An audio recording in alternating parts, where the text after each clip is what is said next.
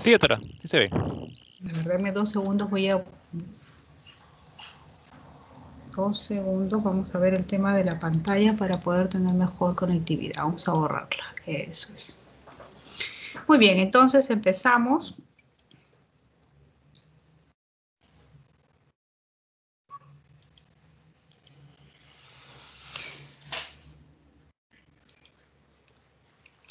Bien, entonces el tema que vamos a hablar hoy día es sobre nefropatías intersticiales. Estos son los puntos que vamos a tocar, específicamente la definición, la epidemiología, los términos de nefropatías agudas, intersticiales. Perdón, ¿me escuchan? ¿Sí? Sí, doctora, sí la escuchamos, pero no se ve la pantalla, doctora. Ah, no se ve la pantalla. Ah,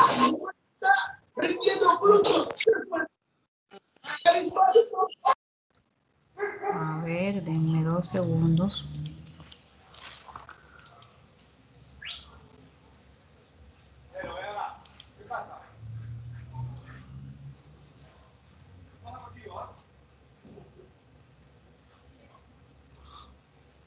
¿Ahora sí? ¿Se ve? Sí, doctora, sí se ve. Ya está. Muy bien, entonces estos son los puntos que vamos a tocar. ¿Ya? Bueno, ¿qué se define por nefropatía intersticial? Son todo aquello que afecta, como su nombre lo dice, el intersticio. Ustedes saben que el riñón está formado por una serie de glomérulos, ¿no? El intersticio, los túbulos, los vasos, ¿ya? Es importante saber que la mayor cantidad de elementos están dados por los túbulos y el intersticio, con un volumen de 80%, ¿no? Tenemos que este intersticio está conformado por 2 elementos, las células intersticiales y la matriz intersticial. Dentro de estas células intersticiales hablamos de células intersticiales tipo 1 y las células intersticiales tipo 2, cada una también con su elemento o su célula predominante, ¿ya? Y luego la matriz, que es una red fibrilar de colágeno, donde vamos a encontrar pues aquellos componentes que mantienen esta red estable, ¿no? Que son proteoglicanos, glicoproteínas, etc. ¿Cuál es la función de este túbulo intersticio? Es brindar soporte estructural, es un medio de conducción para transportes de solutos y es un órgano de síntesis de diversas hormonas como la eritropoyetina, las citoquinas. En alguna literatura van a considerarla como nefropatías túbulo-intersticiales. ¿Ya? Es un sinónimo, ¿ya? Porque consideran que lo que afecta al intersticio también va a afectar al túbulo. Entonces, hablan de nefropatías túbulo-intersticiales. A diferencia de cuando hablamos de nefropatías tubulares, específicamente se habla mucho de lo que es el tema de todo lo que afecta de forma genética, congénita, el túbulo, ¿ya? Entonces, cuando hablamos de nefropatías tubulointersticiales o nefropatías intersticiales, hablamos de las patologías agudas y de las patologías crónicas. En las nefropatías intersticiales agudas vamos a encontrar que va a haber un descenso de la función del riñón manifestado por una disminución de urea y creatinina. A la biopsia vamos a encontrar pues un daño histopatológico con un edema e inflamación, como todo lo agudo. Todo lo agudo es inflamación, edema, y todo lo crónico es fibrosis, ¿no? Y en el glomérulo y vasos van a estar afectados porque a la larga, en la etapa final, también va a traer una consecuencia de daño, pero no tanto como el túbulo y el intersticio, ¿no? Y generalmente el agudo es inducido por drogas, ¿no? Mayormente. Y luego tenemos el término de nefropatías intersticiales crónicas, donde hay un grupo grande y diverso, caracterizado por fibrosis, como ya lo había manifestado, y atrofia tubular, ¿no? Atrofia tubular y fibrosis del intersticio renal. A nivel de la biopsia va a haber un infiltrado leucocitario mononuclear, ¿no? Y finalmente, pues, esta nefropatía intersticial crónica va a ser la consecuencia final, pues, de una serie de enfermedades que causaron al inicio inflamación y que luego se hacen crónica, ¿no? Entonces, cuando hablamos de incidencia, hablamos de los pacientes mayores, pacientes de más edad. Acuérdense que hay mayor polifarmacia, ¿no? Estos pacientes por lo general, pues, toman pastillas para los dolores, pastillas para la presión, pastillas para la diabetes, pastillas para el insomnio, pastillas para una serie de molestias, sí, una serie de sintomatología y que en conjunto pues van a causar un daño. Si hacemos un estudio, ¿no? O una evaluación de todas las biopsias renales que se toman, vamos a encontrar que el 2 a 3% van a corresponder a estas nefropatías tubulointersticiales. Pero si tomo una biopsia de todos aquellos que hicieron insuficiencia renal aguda, vamos a encontrar que esta prevalencia va a aumentar a un 7 a un 15%. En cuanto a la edad y sexo, ¿no? Van a ser pacientes mayores con filtraciones glomerulares bajas. Acuérdense que con la edad también la función del riñón pues va a ir disminuyendo, porque el riñón también envejece a partir de los 40 años, ¿no? Y en cuanto a los factores de riesgo, estos son pacientes pues, con multifarmacias, como los había mencionado al comienzo, con una disminución de tasa de filtrado por la edad también, y con muchas veces también alguna otra patología de fondo como desórdenes autoinmunes. Acá tenemos un cuadro donde vemos las diferencias a simple vista del cuadro agudo y el cuadro crónico. Como su nombre lo dice, el agudo es abrupto, el crónico es un daño persistente. Por ejemplo, si hablamos de medicamentos, hay un tema de idiosincrasia a determinado medicamento y causa una inflamación como tipo alérgica, ¿no? Antigénica. En cambio, el crónico más bien es un daño crónico y lento. Por ejemplo, si hablamos de AINES, el paciente tendría que consumir más o menos unos 5 kilos de estos antiinflamatorios y por más de 5 años para poder considerar que está haciendo un cuadro crónico, ¿no? Muy bien. En relación a la nefropatía intersticial aguda, vamos a ver que no solamente va a ser causada por fármacos, hay otros agentes como infecciosos, también hay de causa idiopática, también puede ser debida a enfermedades sistémicas, a procesos neoplásicos, a alteraciones metabólicas. Sin embargo, la más frecuente, cuando hablamos de nefropatías intersticiales, son las farmacológicas, ¿ya? En un 75%, miren. Es por eso que cuando en la rotación anterior hicimos el seminario de, creo que, perdón, en farmacia, cuando hablamos de farmacología, hicimos el seminario de nefrotóxicos y definitivamente, pues, es importante considerar estos agentes, ¿no? Dentro de ellos, los más comunes son los antibióticos, imagínense, y los comunes, ampicilina, cefalosporinas, el ciprofloxacino. Estamos, chicos, en un país donde hay mucha automedicación. Ahora mismo, con el tema del COVID, ustedes ven que todo el mundo usa ivermectina, acitromicina, ¿no? Entonces, es todo un problema, ¿ya? El uso de medicación. Entonces, es más, cuando usted en otros países el antibiótico solamente se vende con receta médica. Acá las farmacias se venden cualquier tipo de antibióticos sin necesidad de llevar una receta médica. Entonces, lamentablemente, estamos hablando de pacientes pues que se automedican y estamos hablando también de polifarmacia, ¿no?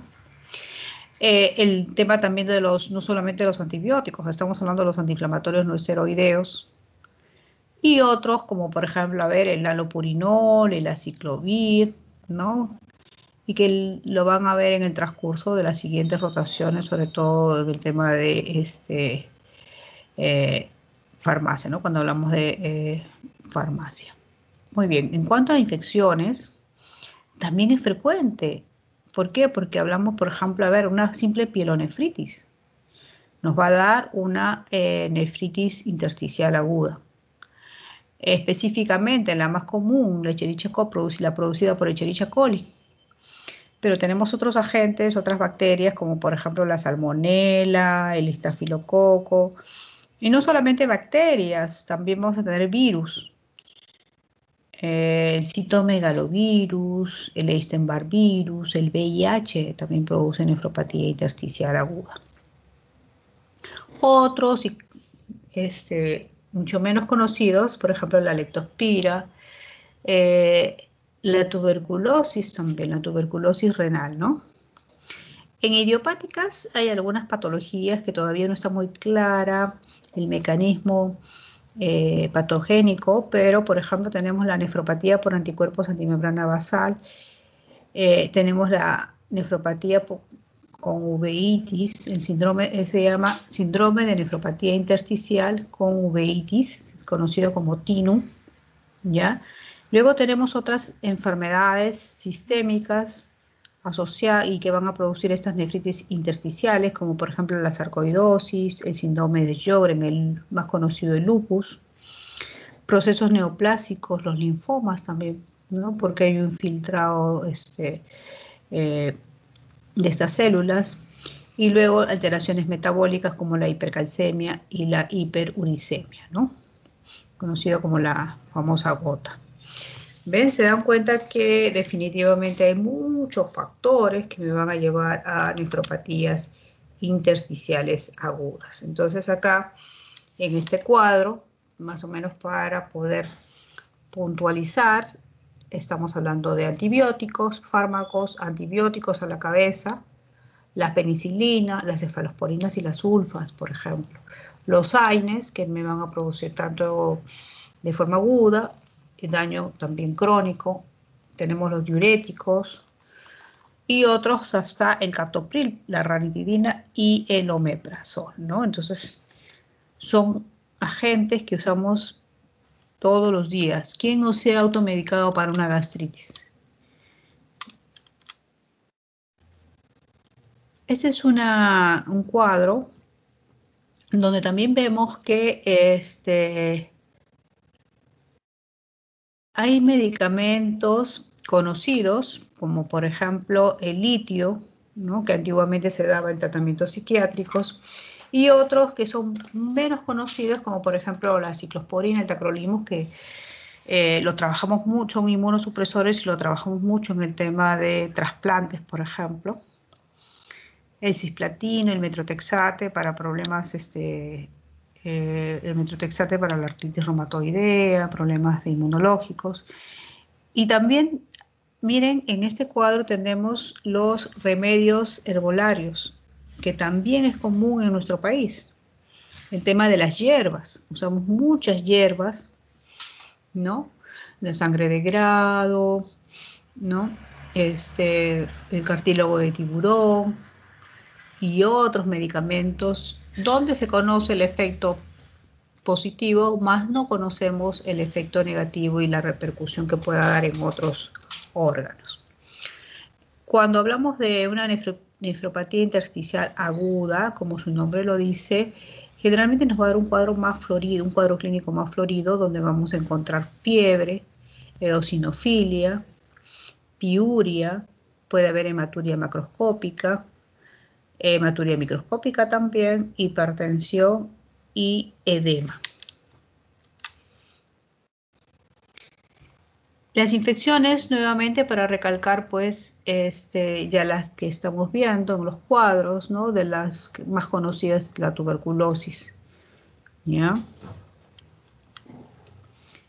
Las autoinmunes, nuevamente, el TINU, la enfermedad de Kawasaki y la enfermedad de membrana basal antitubular, ¿no? La más conocida, no se confundan con la enfermedad antimembrana basal glomerular. Acá ya hay un daño de la membrana basal a nivel tubular, ¿ya? En cuanto a la patogenia de las nefritis intersticiales, vamos a encontrar que hay una expresión de los antígenos endógenos, nefritógenos o exógenos, y que estos antígenos van a ser procesados por las células tubulares. ¿Ya? Acá, por ejemplo, el fármaco va a ingresar al riñón y a manera de apteno se va a unir a las proteínas celulares, ¿no? Luego va a ser presentado el complejo mayor de histocompatibilidad y va a haber una respuesta inflamatoria con una expansión clonal de los linfocitos B y T, ¿no? Estos linfocitos B van a producir una serie de anticuerpos contra estos antígenos en la membrana basal tubular. Va a haber un aumento de células inflamatorias, ¿no? Y va a haber apoptosis y necrosis de estas células tubulares. Se van a dar cuenta que todo esto va a producir pues primero inflamación y luego pues puede llevar hacia la fibrosis. Entonces, la patología de la nefritis intersticial más comúnmente es de causa inmunológica. Frecuentemente al inicio nos va a dar una sintomatología extrarrenal como fiebre, eosinofilia, como lo habíamos manifestado en la lámina anterior, ¿no? El tema incluso puede haber dolor abdominal. Por lo general, rash cutáneo también. Por lo general, este cuadro mejora al ser retirado este medicamento agresor.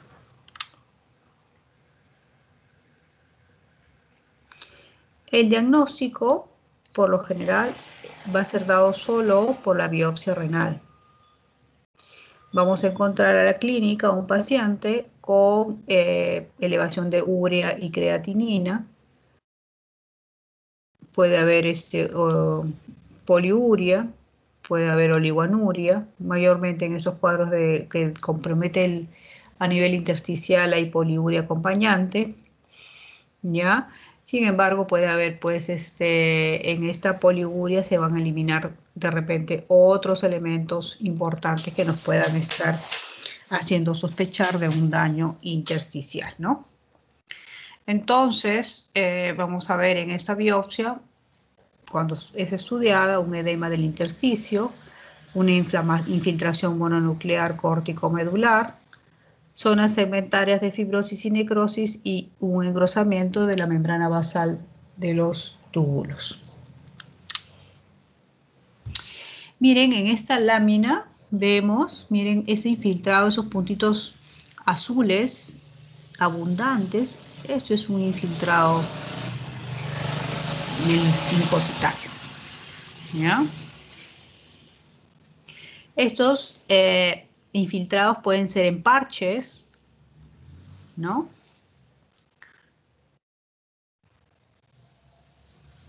Y vamos a encontrar pues que estos infiltrados van a estar compuestos tanto de linfocitos, macrófagos, eosinófilos y células plasmáticas.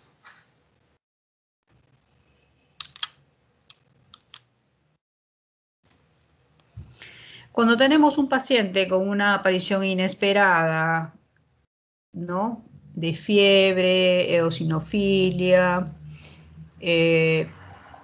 azoemia, ¿no? Elevación de urea y creatinina. De repente, pues, un rash cutáneo, podemos empezar a pensar en algún tipo de intoxicación.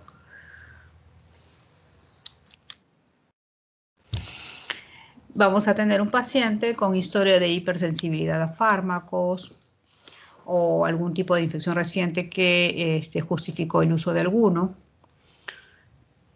Aparición repentina de fiebre, grados variables de hipertensión que ya no se controla.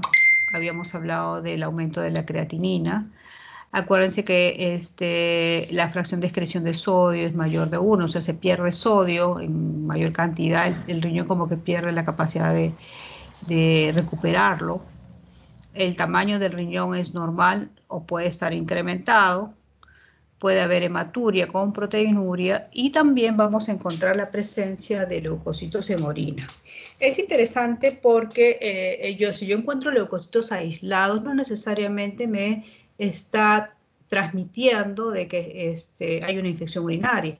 Yo puedo encontrar leucocitos, grandes cantidades en orina, y lo que me está transmitiendo más bien es que probablemente tenga una nefropatía intersticial asociada.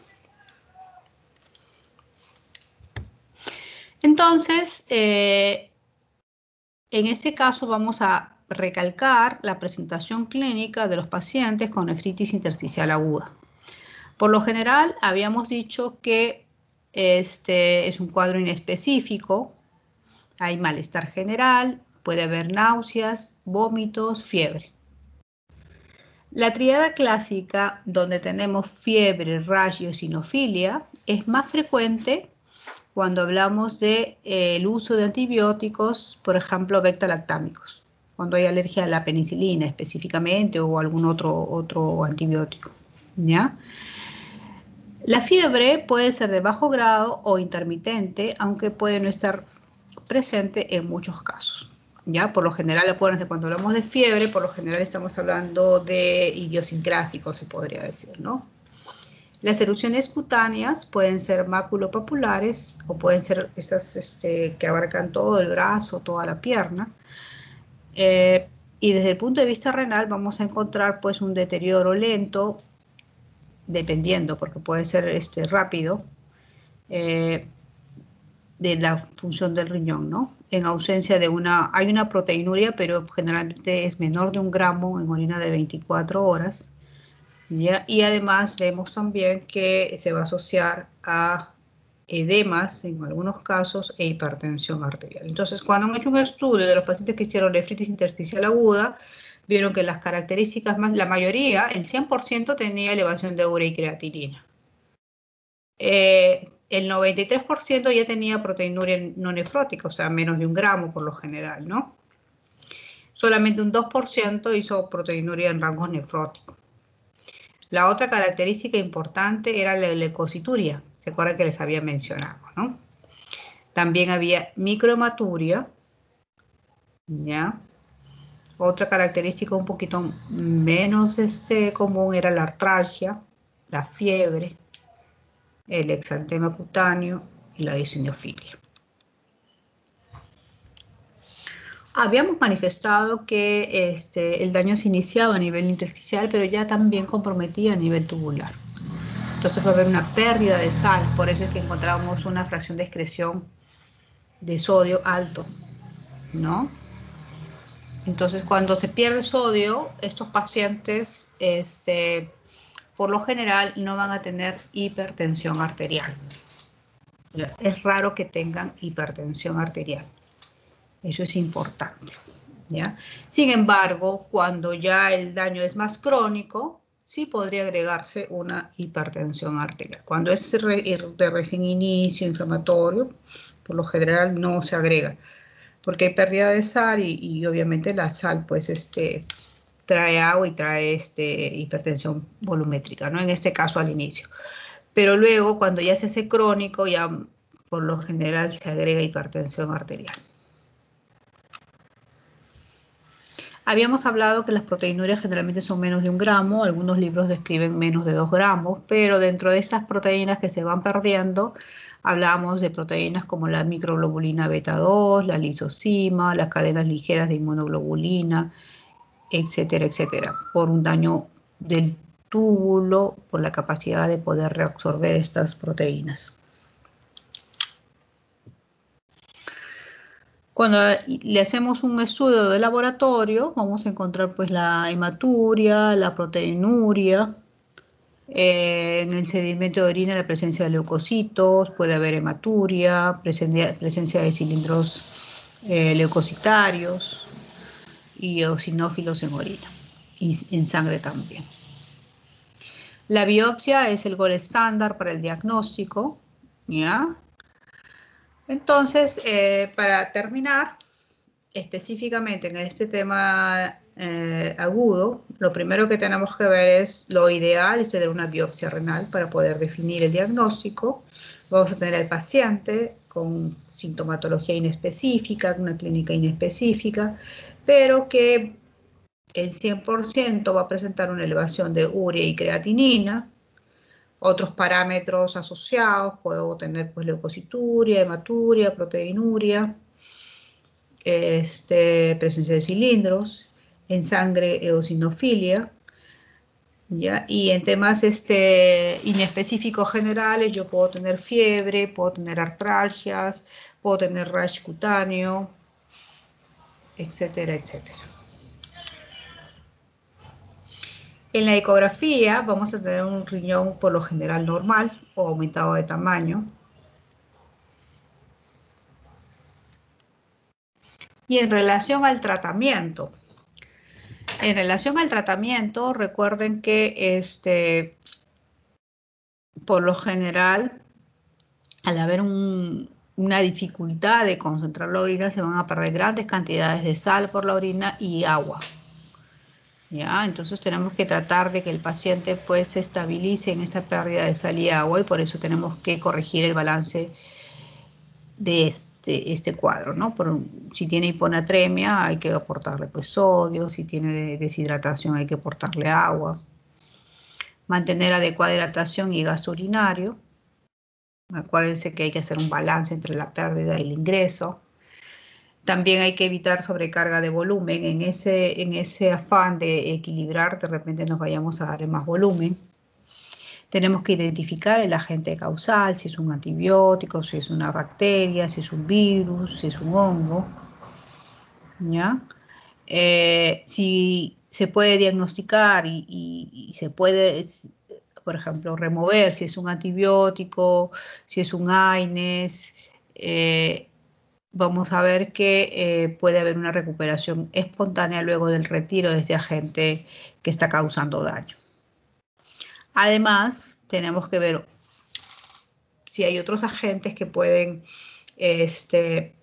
agregar más daño a ese riñón pues golpeado, ¿no?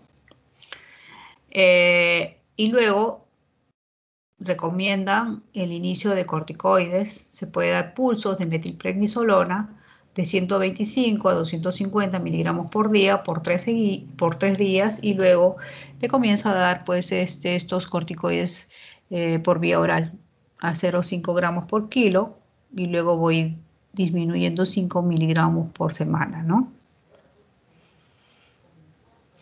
Si es que hay una falla en la respuesta a estos corticoides, hay unos tratamientos mucho más agresivos, ¿no? Donde podemos dar, por ejemplo, en algunos casos incluso hasta inmunosupresores. Hubo un estudio multicéntrico que incluyó 182 pacientes con una nefritis intersticial inducida por fármacos, donde se les diagnosticó pues con biopsia renal y fueron tratados con corticoides, y el 41% respondió muy bien al tratamiento. ¿Ya?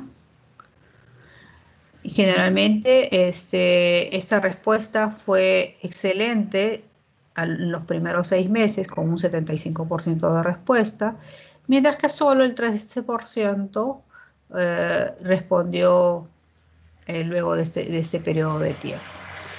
¿Ya? Este es un estudio que se hizo en el 2018. ¿Ya? Entonces se dan cuenta que si hacemos una buena historia, si indagamos, si damos con el diagnóstico del agente medicamentoso que produjo el daño, imagínense que podemos recuperar a este paciente, la función de este paciente. En relación a la nefritis intersticial crónica, realmente pues es la parte final de todos los insultos recibidos por el riñoncito en el transcurso de muchos años. Vemos acá que son muchos los agentes causales que al inicio causaron el cuadro agudo, pero que como no se solucionó en su momento, ya se han hecho crónicos. Los fármacos ya conocidos el litio, la ciclosporina, el tacrolimus, el cisplatino y todo eso. Pero también acá tenemos un fármaco muy común que ahora está de moda con el tema del COVID, el paracetamol, el famoso Panadol, ¿no es cierto? Entonces, todo fármaco, cuando se abusa del mismo, obviamente va a causar un daño. Tóxicos como el plomo, el cadmio, el mercurio, también.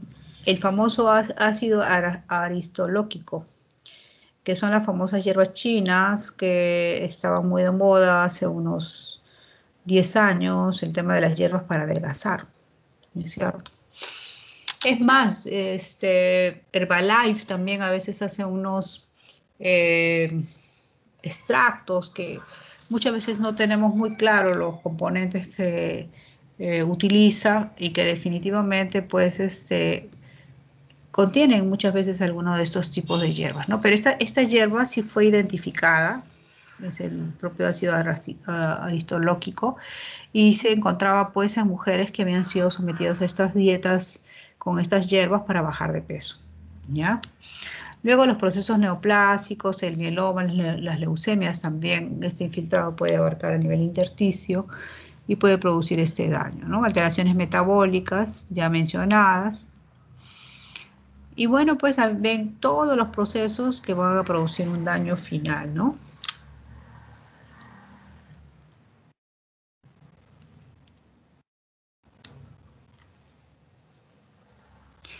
Van a darse cuenta que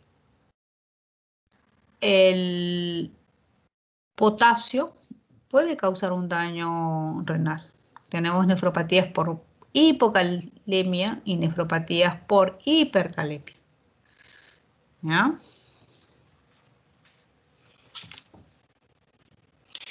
Entonces vamos a ver que cuando hay hipocalemia, va a haber una alteración en la capacidad de concentración de ese elemento.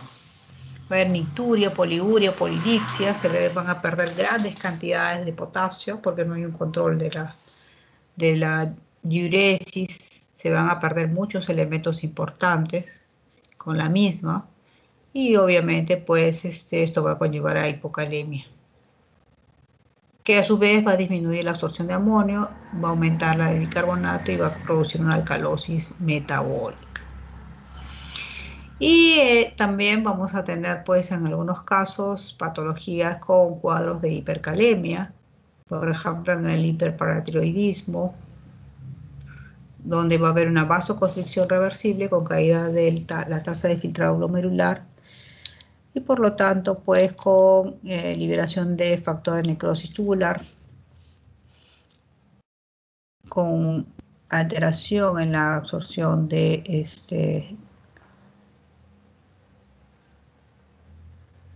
en la eliminación, perdón, del potasio y por lo tanto me va a dar nefropatía hipercalémica.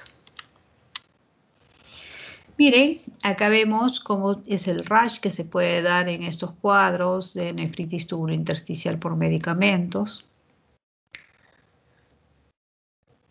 Se va a dar en el 70% de los casos. Estos fármacos más frecuentemente asociados a nefropatía tubulointersticiales son la penicilina, las cefalosporinas, las tiazidas, la furosemida, los AINES, el allopurinol y el famoso omeprazol. El síndrome nefrótico no es un síndrome nefrótico, más bien es una proteinuria asociada, ¿no? Menor de 1 gramo, por lo general, a veces se puede considerar hasta 2 gramos, ¿ya? Que está remarcado en la parte de abajo.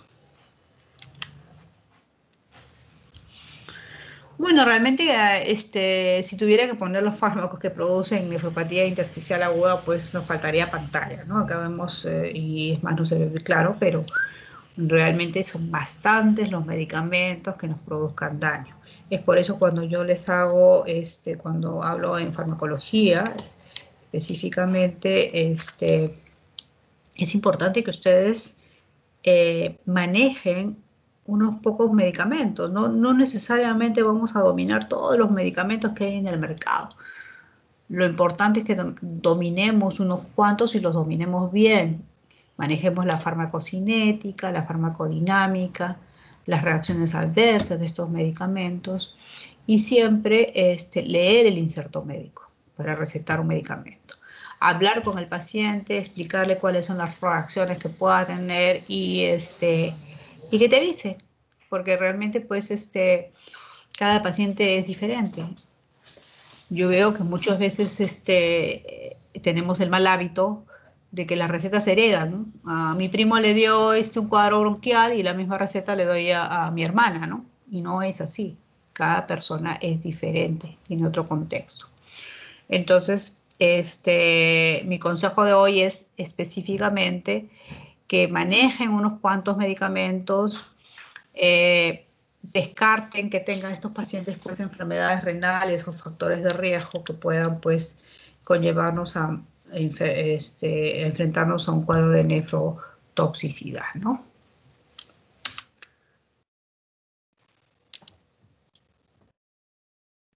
Bueno, acá en la nefropatía por analgésicos va a haber pues un daño por hipoxemia, ¿no?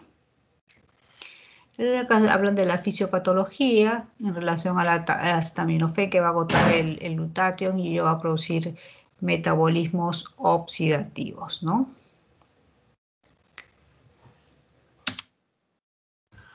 Acá vemos la nefropatía producida por litio, la nefropatía producida por plomo. Ahora muy poco se utiliza el litio en las enfermedades psiquiátricas, cada vez tenemos medicamentos mucho mejores, menos nefrotóxicos. Sin embargo, en algunos sitios todavía se sigue usando. Y las nefropatías por plomo, no sé si ustedes han escuchado que hay pueblos enteros, sobre todo cerca de las minas, donde han encontrado pues trazas en todo un pueblo de elementos, pues ya sea el plomo, ¿no? Entonces, la vez pasada creo que vinieron unos 4 mineros y encontramos que había pues esas intoxicaciones por plomo, ¿no? Estos pacientes van a presentar pues daño tubular, donde vamos a encontrar aminoácidos en orina, ácido úrico en orina, presencia de glucosa en orina. Eso me dice que hay un daño tubular y definitivamente pues en estos pacientes hay que hacer el dosaje de trazas de determinados elementos para ver pues el tratamiento que le podamos ofrecer, ¿no?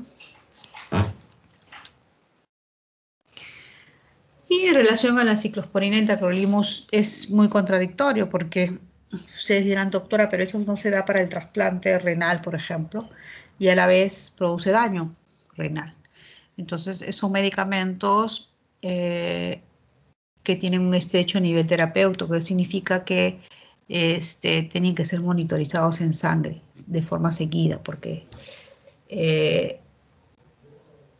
el rango en el cual yo tengo que manejarlo es corto. Si le doy mucho, más bien me voy a dar toxicidad y daño renal.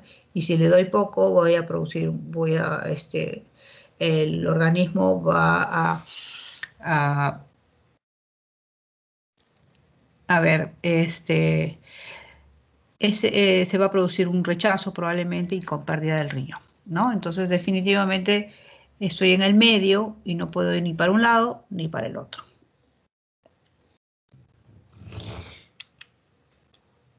¿Y qué es lo que produce acá las hierbas chinas? Han encontrado que hay anemia, hay piuria estéril, hay fibrosis y hay atrofia tubular, cuando han hecho biopsias en este tipo de pacientes. Y también pues las enfermedades autoinmunes también dañan no solamente pues el glomérulo, también dañan el intersticio, ¿no? Como las enfermedades que vemos en la pantalla.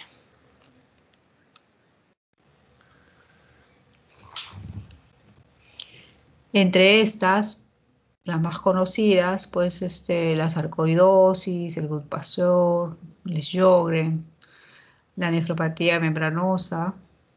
Recuerden que hablábamos de la antimembrana basal glomerular, las antimembranas basales tubulares, el lupus.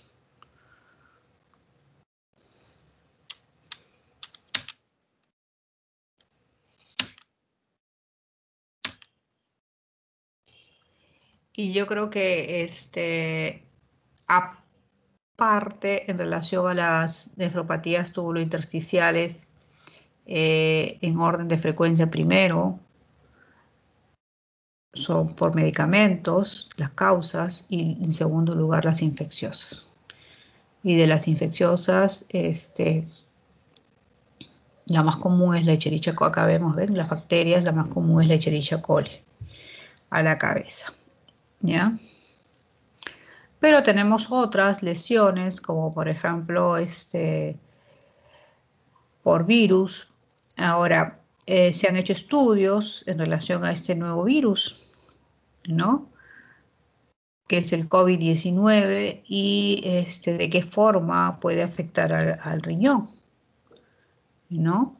Entonces, miren, acá tenemos otros tipos de virus donde pues producen compromiso intersticial, como por ejemplo el adenovirus, el virus de la hepatitis, etc. Definitivamente hay estudios, pero entenderán que es un virus nuevo, que todo se ha encaminado y se ha enfocado de forma más llamativa al trastorno pulmonar, que es el que pues conduce muchas veces a la muerte del paciente. Y específicamente el trastorno, hay compromiso incluso en pacientes que han hecho oligonuria con una insuficiencia renal aguda específicamente, pero biopsias renales bajo todo ese contexto no se han hecho. Entonces no tenemos un estudio claro del comportamiento renal específicamente en los diferentes pues, grupos.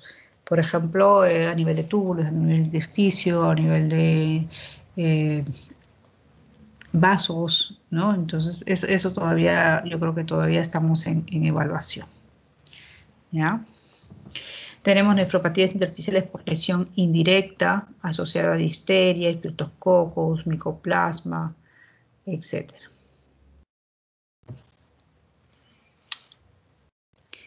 Entonces, si es una bacteria y tratamos la bacteria, obviamente pues va a haber una recuperación, ¿ya? Por lo general, si es un virus, dependiendo del virus. Por lo general el virus causa daño y luego pues pasa el periodo y el paciente se recupera, un virus de la gripe, etc. Pero hay virus que se mantienen latentes, como por ejemplo el citomegalovirus. El citomegalovirus, viene la infección y luego se queda pues como dormido y espera que tu defensa baje y para volver a salir, ¿ya? Entonces no necesariamente lo mismo que el Epstein-Barr virus, ¿no? Y hay otros parásitos y otros agentes que pueden causar daño. Y también tenemos pues las nefropatías obstructivas, que también me van a producir nefropatías intersticiales, que yo creo que lo han hecho cuando han hablado de enfermedad poliquística renal. Pero también la litiasis, los tumores, el reflujo. Y hay otras también que me van a producir daño intersticial, como hasta una hipertensión, una isquemia, enfermedad vascular asociada a la edad, etc. Entonces, en conclusión, todo nos va a producir daño renal, ¿no? Y sobre todo en el intersticio. Entonces tenemos la nefritis por irradiación, ¿no? Generalmente hay una progresión histológica, primero cambios inflamatorios, degenerativos y trombóticos, y hasta la atrofia y la fibrosis. Es por eso que el personal que trabaja en estas áreas de radiación tienen mandilones de plomo, tienen unos conteos de estas radiaciones y se les da un descanso por irradiación en determinados momentos, ¿no? Para evitar pues estas nefropatías por irradiación. Bueno, en el cuadro crónico ya pues ya hay una creatinina mantenida elevada, con un periodo más de 3 meses.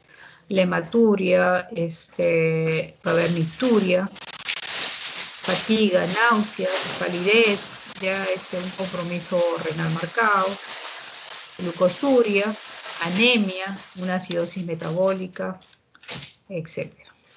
Entonces, el tratamiento es remover el factor causante, ¿no? Limitar la exposición a otros agentes que empeoren el cuadro, ajustar el medicamento de acuerdo a la tasa de filtrado glomerular que tenga el paciente para evitar pues nefrotoxicidad, control estricto de los otros factores que ya habíamos mencionado, la hipertensión, la diabetes, el colesterol, y tratar la acidosis con citrato y la anemia con eritropoyetina. Acá está la clasificación de la Organización Mundial de la Salud de las enfermedades tubulointersticiales, ¿no? Que realmente son bastantes. Y tenemos a la parte de los casos clínicos. Ya son casos que les estoy dejando, incluso con respuesta. Rapidito vamos a ver, para que ustedes puedan repasar en base a lo que hemos trabajado el día de hoy. Y como sabrán, pues una de estas, así más o menos van a ser los modelos del examen que vamos a tener para el día sábado. ¿Alguna pregunta hasta aquí?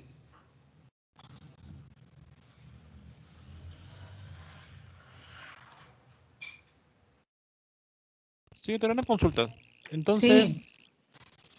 lo que nos trata de decir es que, a pesar de que un medicamento sea beneficioso para el paciente, ¿no? Ya sea cualquier enfermedad que esté pasando, también tiene sus consecuencias, mayormente en la afección renal.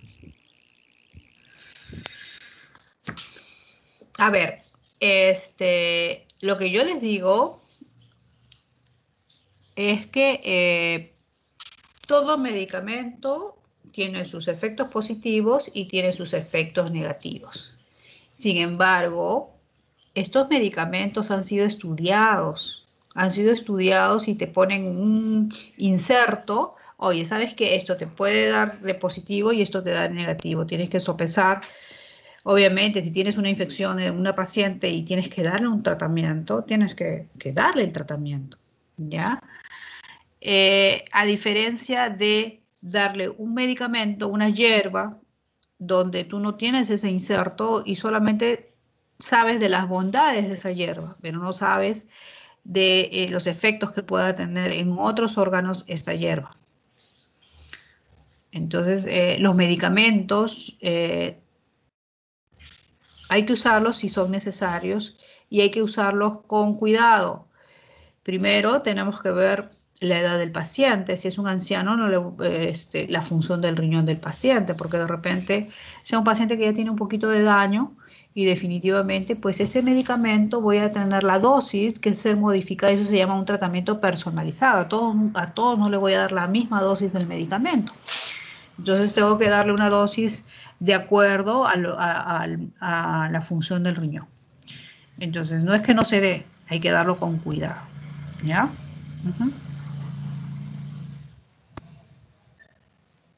¿Alguna otra pregunta? Doctora, buenas noches. Buenas noches. ¿Cuál era la triada clásica que mencionó la nefritis intersticial? La fiebre, la eosinofilia y la artritis, artralgias.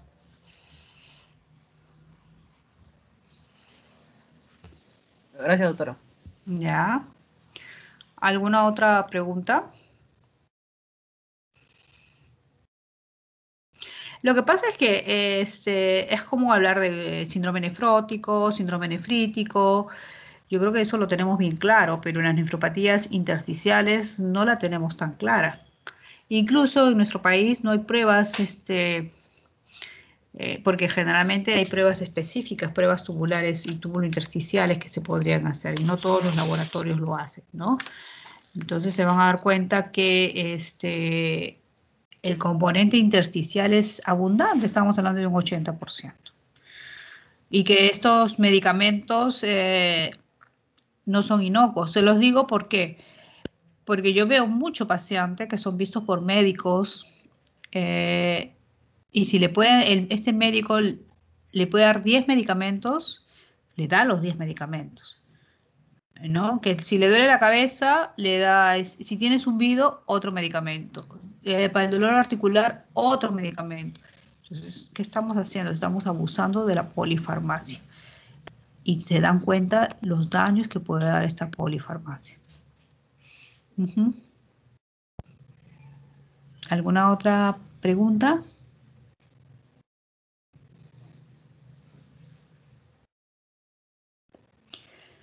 Muy bien, chicos. Entonces,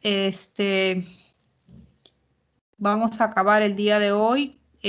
Voy a coordinar con el delegado la próxima clase, ¿ya?